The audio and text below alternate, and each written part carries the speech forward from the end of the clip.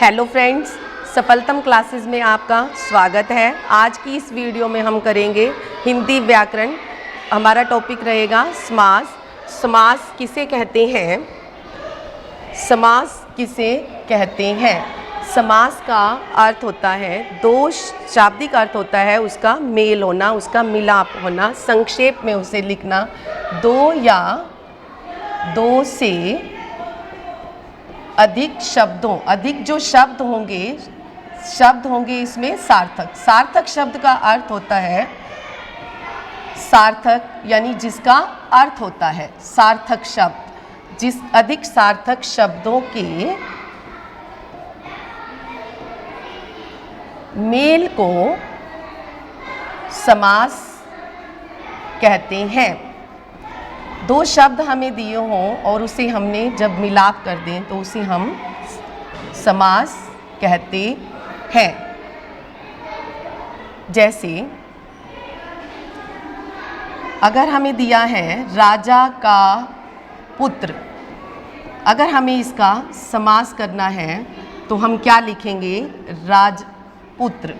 इसमें जो विभक्ति होती है उसका लोप हो जाता है। जैसे राजपुत्र, राजा का पुत्र था तो हमारा क्या बना? राजपुत्र। तो इसमें विभक्ति जो होती है उसका लोप हो जाता है। और राजा जो है इसमें पहला पद है और पुत्र जो है इसमें दूसरा पद होता है। तो इसी तरह अब करते हैं समास के भेद। समास के कुछ भेद चार माने जाते हैं, लेकिन जो मेन मुख्य जो होते हैं वो चार हैं। लेकिन समास के अगर आपसे प्रश्न पूछा जाए तो समास के मुख्यतः 6 भेद होते हैं। पहला तत्पुरुष समास, दूसरा कर्मधारय समास, तीसरा द्विगु समास और चौथा बहुव्रीहि समास। बहुव्रीहि समास होता है और द्वंद्व समास और छठा अव्ययीभाव समास। तो अब हम करेंगे इनको डिटेल से। पहला होता है हमारा तत्पुरुष समास। तत्पुरुष समास में अभी मैंने आपको बताया दो पद होंगे, पहला दूसरा। और पहला पद जो होता है वो हमारा होता है पूर्व पद और दूसरा पद होता है हमारा उत्तर पद। तो किसी समास में तो पहला पद प्रधान होगा और किसी में दूसरा।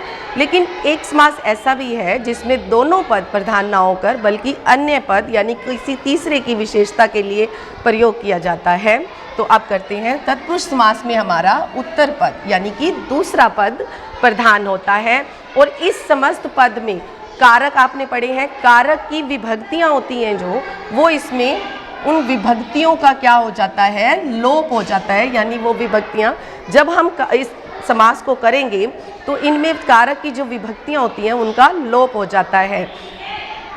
पहला देखिए, कर्म तत्पुरुष, करण तत्पुरुष, संप्रदान तत्पुरुष, अपादान तत्पुरुष, संबंध तत्पुरुष और अधिकरण तत्पुरुष। इसमें आपने देखा आपको 6 जो है कारक दिए गए हैं।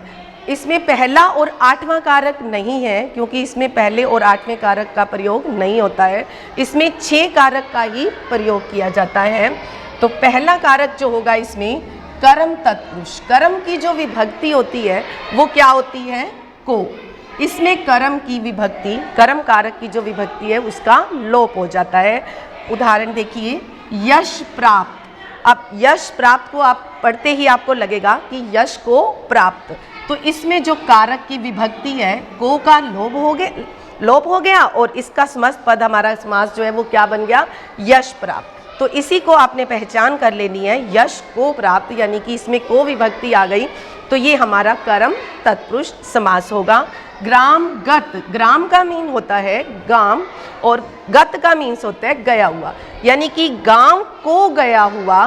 तो इसमें भी को विभक्ति आई यानी कि कर्म कारक की जो विभक्ति है तो उसमें हम क्या बोलेंगे? कर्म तत्पुरुष समास।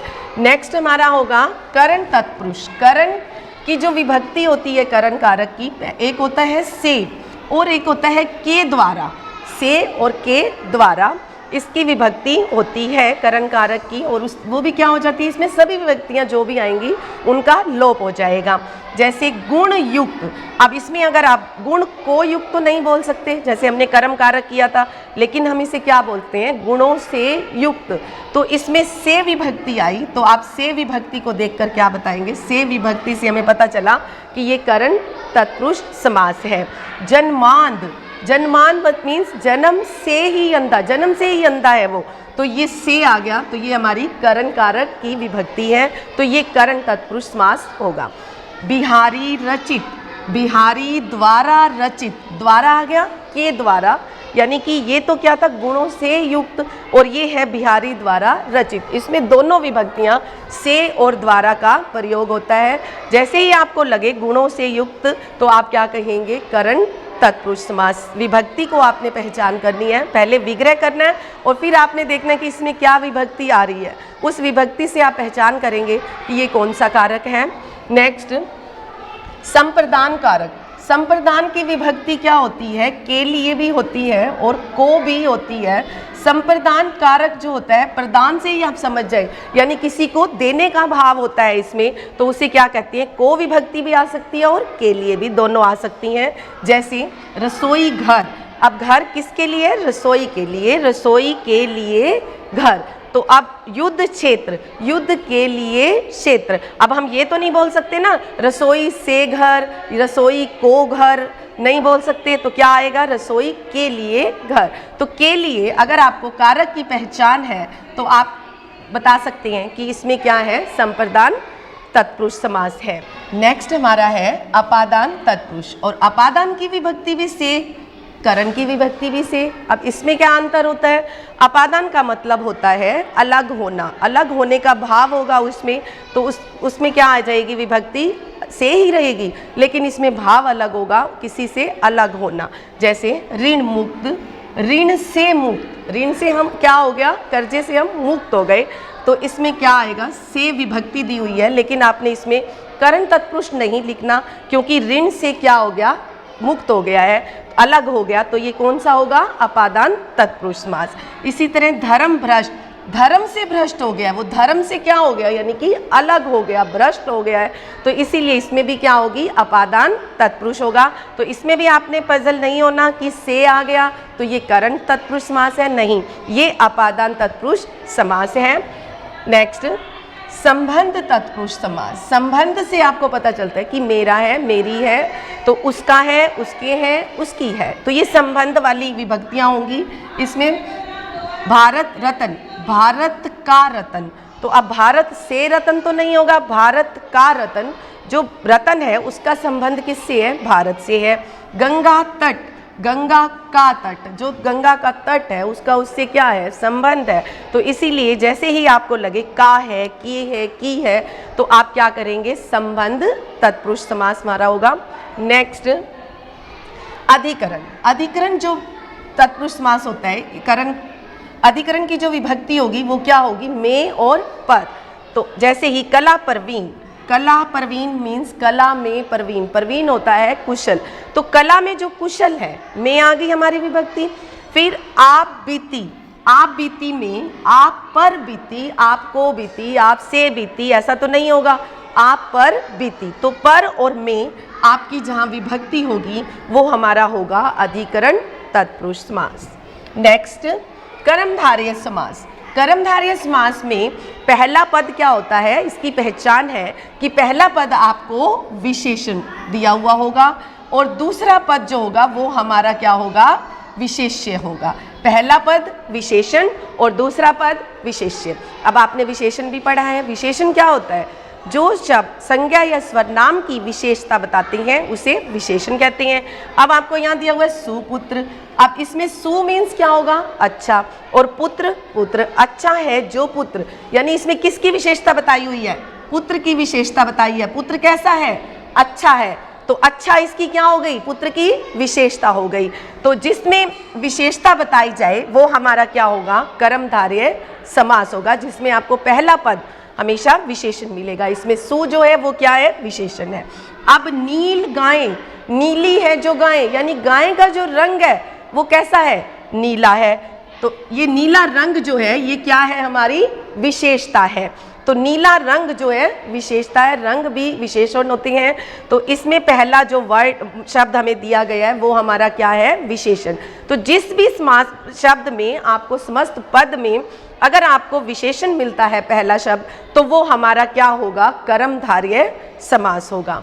नेक्स्ट, द्विगु समास। द्विगु समास में आप देखें, द्विगु ये बहुत इजी होता है। इसमें ग ग दिया हुआ है, ग से क्या होती है? गिनती। इसमें पहला पद, इसका पहला पद जो होगा वो क्या होगा? संख्यावाची विशेषण होगा। आपने विशेषण किए, उसमें भी संख्यावाची होता है विशेषण, तो उसे हम क्या कह देते हैं? द्विगु समास कहते हैं। अब इसका उदाहरण देखिए, शताब्दी। शत मीन्स 100, आब्दी मीन्स वर्षों का समूह, 100 वर्षों का समूह। तो ये इसमें हमारा पहला जो है इस क्या आया? हमारा संख्यावाचक यानी कि गिनती है। फिर आ गया त्रिफला। त्रिगा मीन्स क्या होता है? 3, 3 और फल, फलों का, 3 फलों का समूह। तो इसमें पहला शब्द जो है हमारा, पहला पद है वो क्या है? गिनती है, संख्यावाची है। चार पाई, 4 पैरों का समूह। इसी तरह और भी शब्द होते हैं जिसमें हम क्या कहेंगे? तिरंगा, 3 है रंग जिसके, तिरंगा 3 रंगों का समूह। पंचवटी, पंचवटी, इसमें पहले गिनती आ गई, तो ये भी हमारा क्या हो जाएगा? द्विगु समास। तो जहां आपको पहले शब्द में गिनती मिलेगी वो हमारा होगा द्विगु समास। नेक्स्ट देखिए, बहुवीरी समास। ये मोस्ट इंपॉर्टेंट समास होता है जिसमें हम बहुत ज़्यादा पजल हो जाते हैं। इस समास में तो आप देखिए, इस समास में दोनों ही पद प्रधान नहीं होंगे। मोस्ट इंपॉर्टेंट जिसमें हम पजल होते हैं, दोनों ही पद प्रधान नहीं होकर बल्कि कोई तीसरा पद प्रधान होगा, यानी ये किसी तीसरे के लिए प्रयोग किया जाएगा। जैसे चतुर्मुख, 4 है मुख जिसके, चतुर 4 मुख मुंह, जिसके 4 मुंह हैं। अब मोस्टली हमारे इंसानों में तो 4 मुंह किसी के नहीं होंगे, तो ये 4 मुख किसके हैं? वो कौन है? ब्रह्मा। 4 मुख जिसके हैं वो कौन होगा? ब्रह्मा है, ब्रह्मा जी हैं हमारे। फिर उसके बाद है चक्रधर, चक्र को धारण करने वाला। आपको पता है चक्र को धारण किसने किया था? धारण मीन्स इसको किसने किया था? श्री कृष्ण जी ने। चक्र को धारण करने वाले कौन है? श्री कृष्ण। गिरिधर, गिरी को धारण करने वाला, गिरी मतलब पर्वत, पर्वत को धारण किसने किया था? वो भी कौन थे? श्री कृष्ण थे। इसी तरह मेघनाद, मेघ के समान नाद, नाद होती है ध्वनि यानी कि आवाज। अगर मेघ के समान जो नाद करता है, जो गरजता है, मेघ क्या होता है? बादल, बादलों के समान जो गरजता था वो कौन था? रावण का पुत्र मेघनाद था। तो इसी तरह आपको इसमें मोस्टली जो नाम होंगे, जो तीसरा हम बता रहे हैं पद यानी किसी और के लिए इसको प्रयोग किया जाता है, तो वो तीसरा जो होगा उसका नाम हमेशा देवी देवता या किसी भगवान का ही नाम होगा। जैसे नीलकंठ, नीला है कंठ जिसका, अब नीलाकंठ किसका था? आपको पता है शिव जी का था। तो इसमें क्या आ जाएगा? नीलकंठ। तो हमारा ये कौन सा समास होगा? बहुवीरी समास होगा। लंबोदर, लंबा है उदर जिसका, वो कौन थे? गणेश जी। तो ये किसके लिए यूज हो गया? लंबा है उदर जिसका, गणेश जी के लिए। तो ये हमारा होता है बहुवीरी समास। नेक्स्ट हमारा है द्वंद्व समास। जैसे कि आपको दिख रहा है द्व द्व, इसमें द्व है, इसमें भी द्व है, दोनों क्या है? सेम है। तो इसमें भी दोनों पद क्या होंगे? सेम होंगे। किसी पद की इसमें प्रधानता, दोनों पदों की प्रधानता होगी, किसी एक की नहीं होगी। दोनों पदों इसमें क्या होंगे? प्रधान होंगे। और इन पदों को मिलाने वाले समुच्चय बोधक शब्द आपने किए होंगे जो वाक्य को जोड़ते हैं, उन हमें क्या बोलते हैं? समुच्चय बोधक शब्द बोलते हैं। वाक्य को कौन जोड़ता है? राम और श्याम, तथा, या, अथवा, एवं, इन शब्दों से हम क्या करते हैं? वाक्य को जोड़ते हैं। तो ये समुच्चय बोधक क्या होते हैं? शब्द होते हैं। जैसे गंगा यमुना, अब हम क्या बोलेंगे इसे? गंगा और यमुना। भूख प्यास, भूख और प्यास। लाभ हानि, लाभ हानि और लाभ। माता पिता, माता और पिता। छोटा बड़ा, छोटा और बड़ा। तो इसमें सिर्फ आपने योजक चिन्ह नहीं देखने। कई बार क्या होता है? योजक चिन्ह दिया होता है लेकिन हमें क्या है? उसको बहुत बहुत दिया हो, थोड़ा थोड़ा दिया हो, लेकिन वो थोड़ा और थोड़ा तो नहीं होगा। तो इसीलिए क्या करना है? योजक चिन्ह नहीं देखना, बल्कि आपने देखना है कि इन्हें समुच्चय बोधक शब्द कौन जोड़ रहा है, समुच्चय बोधक शब्द इसे जोड़ते हैं, वो हमारा होगा द्वंद्व समास। नेक्स्ट हमारा होगा अव्ययी भाव समास। अव्ययी भाव समास की पहचान बहुत आसान होती है। अव्ययी अ जो होता है ये हमारे वर्णमाला का पहला वर्ण है और इसीलिए इस समास में पूर्व पद क्या होगा? प्रधान होगा, यानी कि पहला पद ही इसमें प्रधान होगा। और इसमें जो अव्यय होगा और उसके योग से समस्त पद ही अव्यय बन जाए, उसे हम क्या कहते हैं? अव्ययी भाव समास कहते हैं। जैसे यथा विधि, विधि के अनुसार, बेकाम, बिना काम के, दिनों दिन, दिन ही दिन में। अब आप इनको वाक्य में प्रयोग करके देखें। जैसे दिनों दिन, ये अव्यय है। अव्यय शब्द जो होते हैं ये क्या होते हैं? विकारी शब्द होते हैं जो बदलते नहीं हैं। जैसे अगर हम लें दिनों दिन, इससे संज्ञा, वचन, काल के कारण, लिंग के कारण इसमें परिवर्तन नहीं होता है। जैसे अगर मैं बोलूं कि सीता दिनों दिन तरक्की कर रही है, और उधर दूसरा हम बोल रहे हैं कि मोहन दिनों दिन तरक्की कर रहा है। अब सीता और मोहन, सीता क्या है? स्त्रीलिंग है, लेकिन मोहन क्या है? पुरुष, पुल्लिंग है। तो पुल्लिंग और लिंग के कारण, लेकिन इस शब्द में अव्यय शब्द जो है उसमें कोई भी परिवर्तन नहीं हुआ।